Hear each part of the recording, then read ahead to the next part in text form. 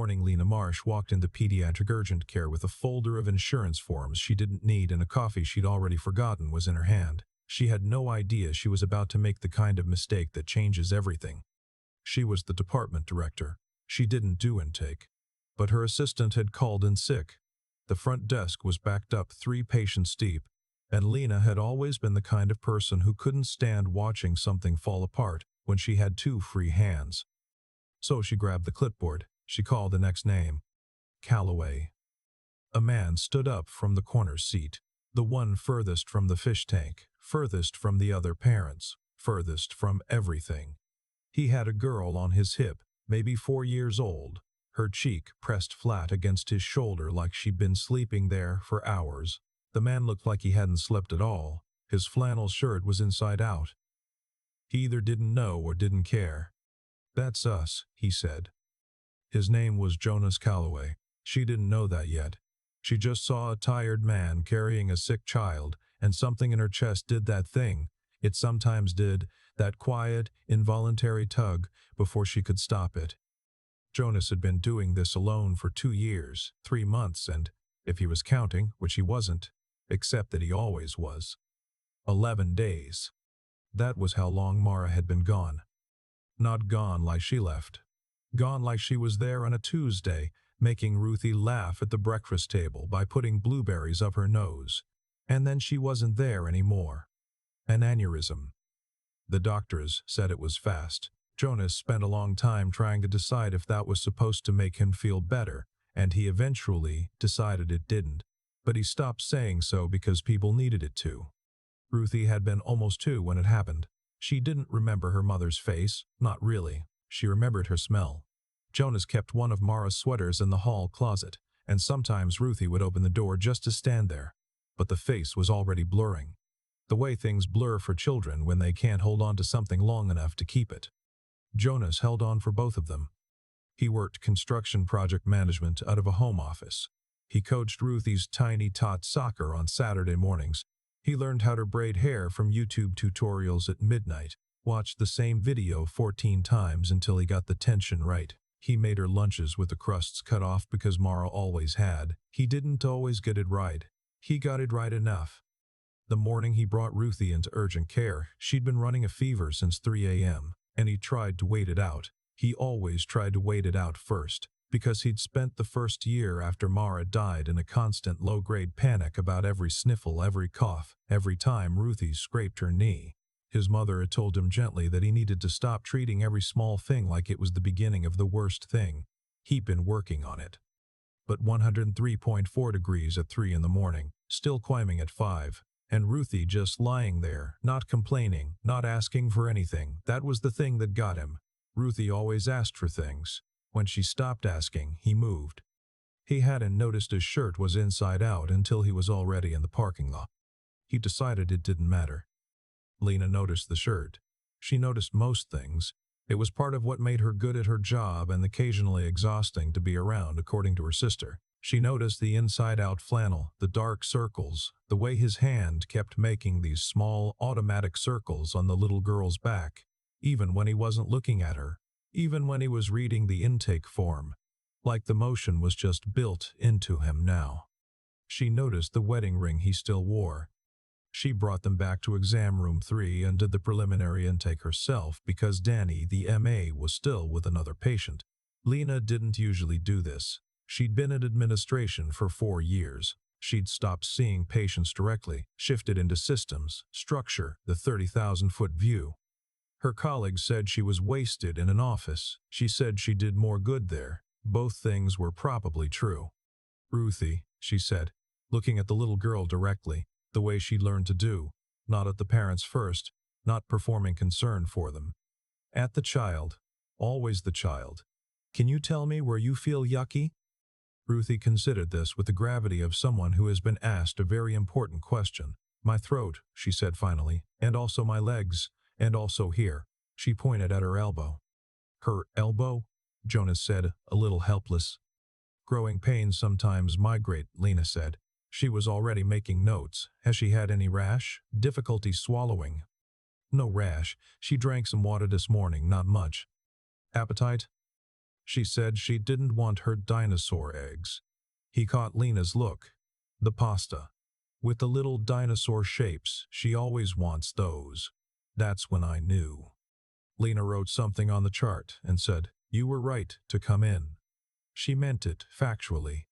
He looked like he'd needed to hear it, for reasons that had nothing to do with strep throat. She finished the intake, told him the doctor would be in shortly, and left the room.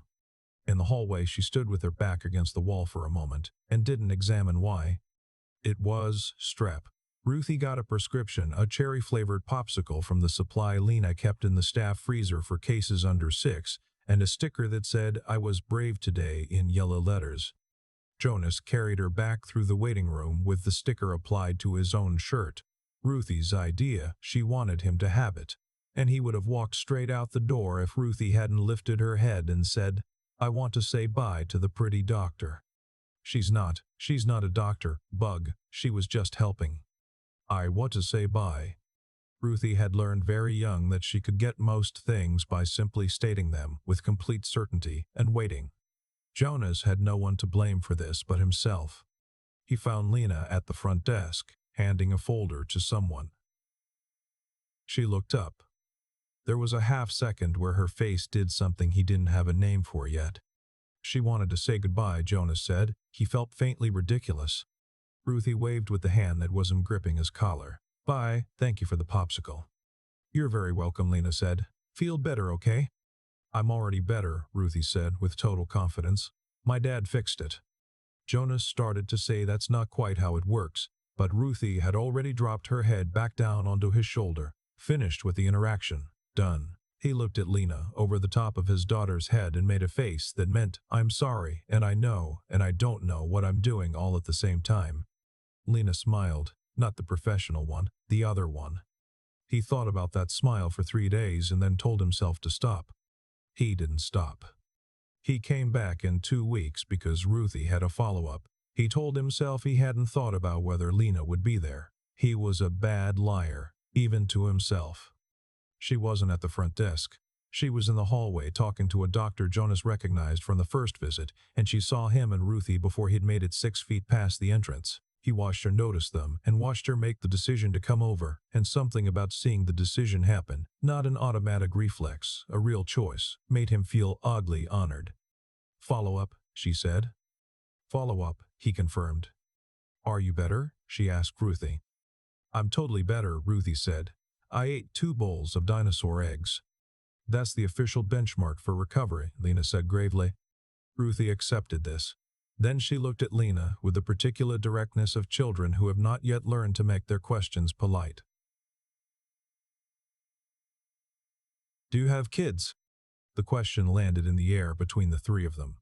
Jonas felt a reflex to deflect. "Ruthie, that's not polite." But he paused, because sometimes when he deflected too fast he was actually just protecting himself.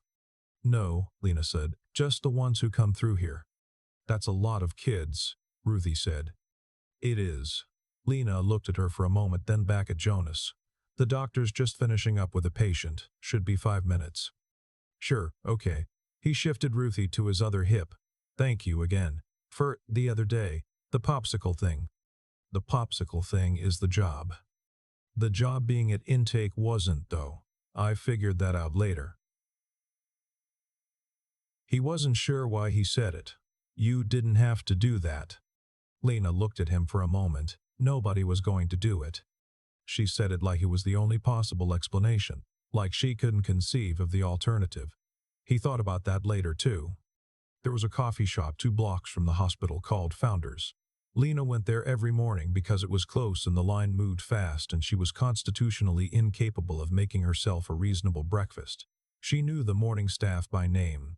They knew her order. The whole transaction took 45 seconds and she timed it.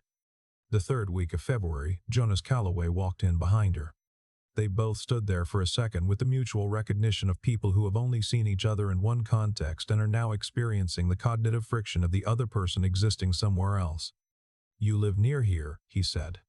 "Work," she said, pointing in the direction of the hospital. "You?"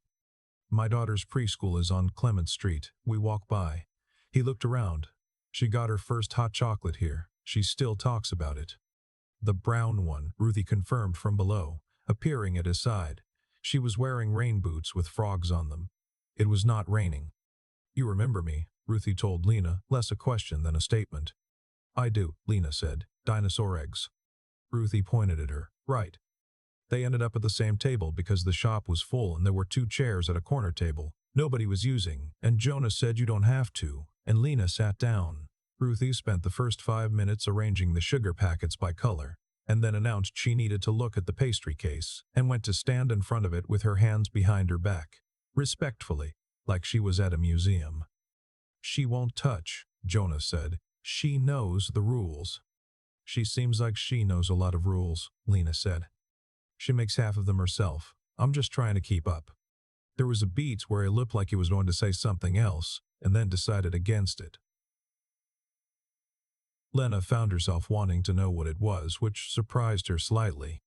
How long has it been? She asked. She didn't say since what. She'd seen the ring on his chart, seen the past tense in the way he talked about his daughter's history.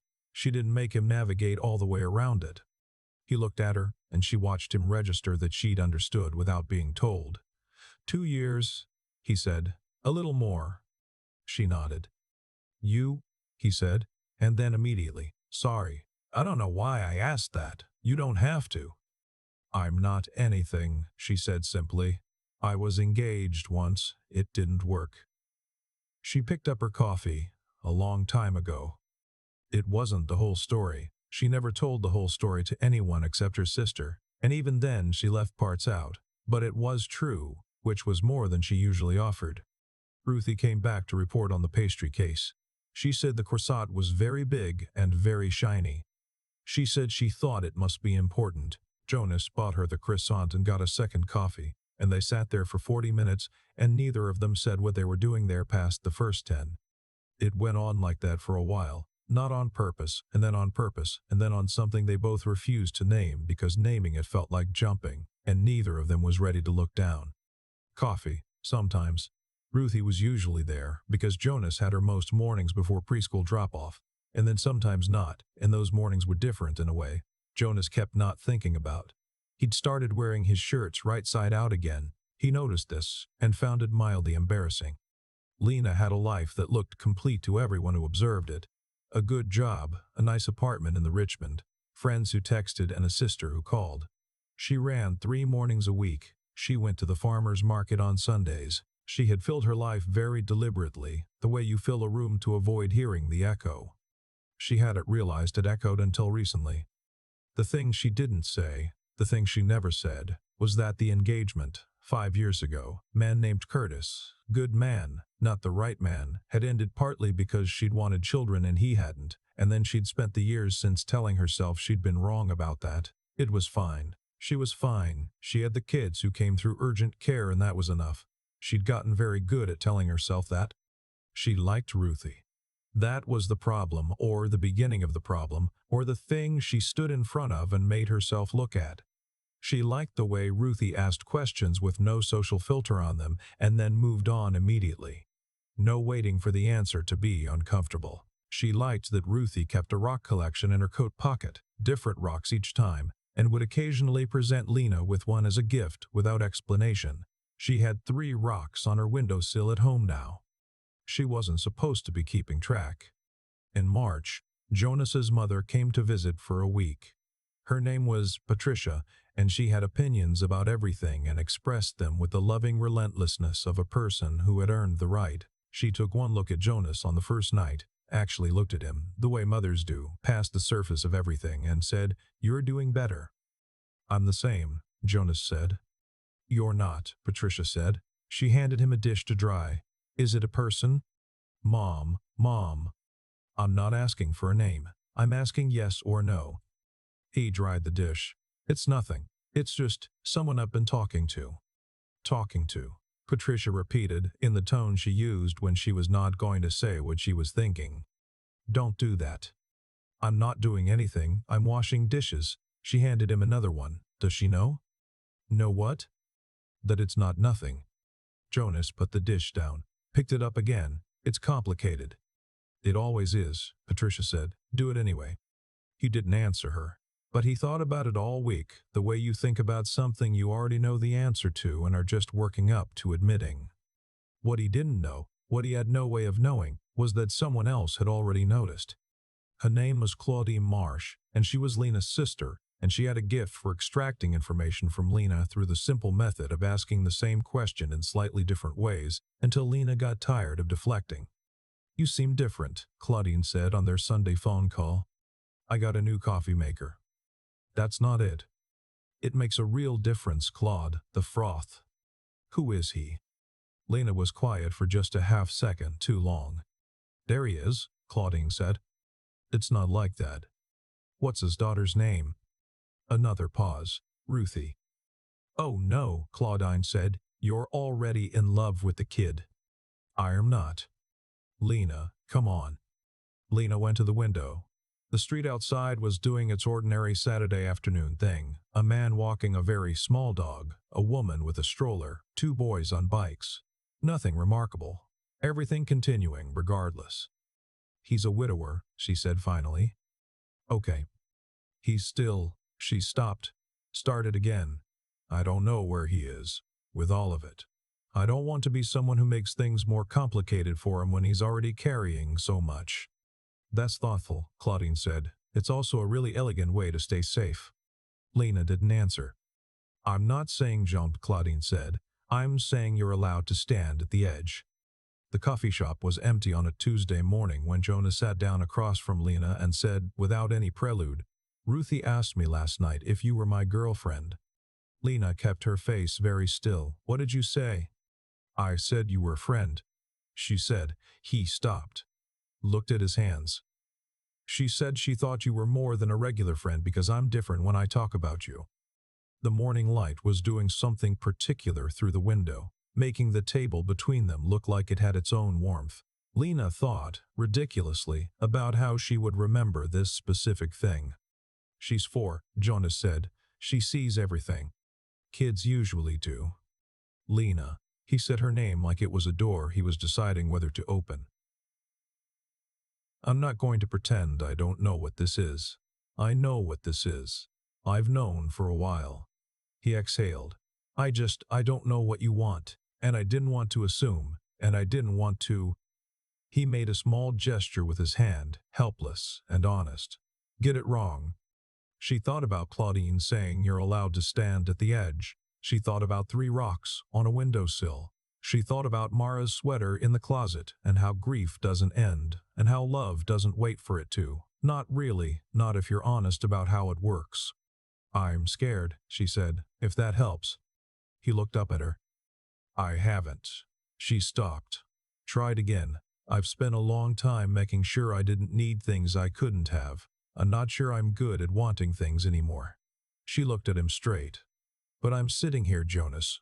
I've been sitting here, Jonas. I've been sitting here." He was quiet for a moment. When he spoke, his voice was different, lower, steadier, like something had settled. "Yeah," he said, "you have." He didn't reach across the table. He just held her gaze and she held his, and outside the coffee shop the world went on at its ordinary pace, and inside it something shifted, quietly, from what it had been into what it was going to be. There were things to learn and things to unlearn. That was the honest version. Jonas had to learn that wanting someone new did not mean letting Mara go, that there was no inventory, no fixed amount of love that got depleted.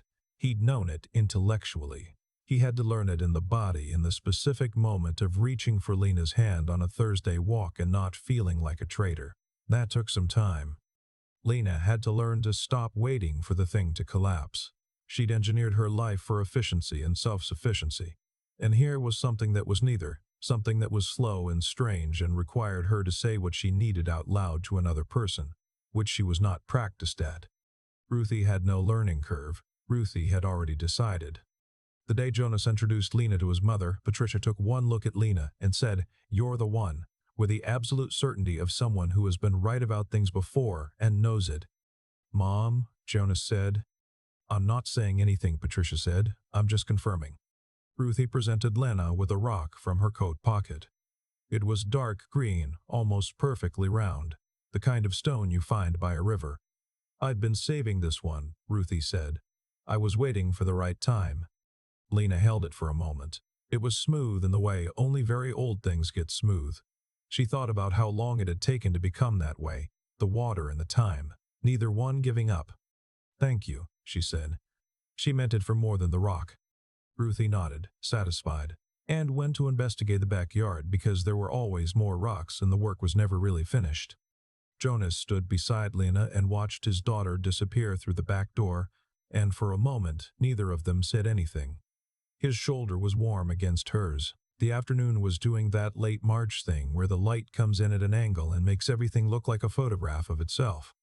"She's been saving that rock," Lena said. "She picks them up everywhere. Parking lots, the park, the hospital. She found a good one in the hospital parking lot on the day you and I."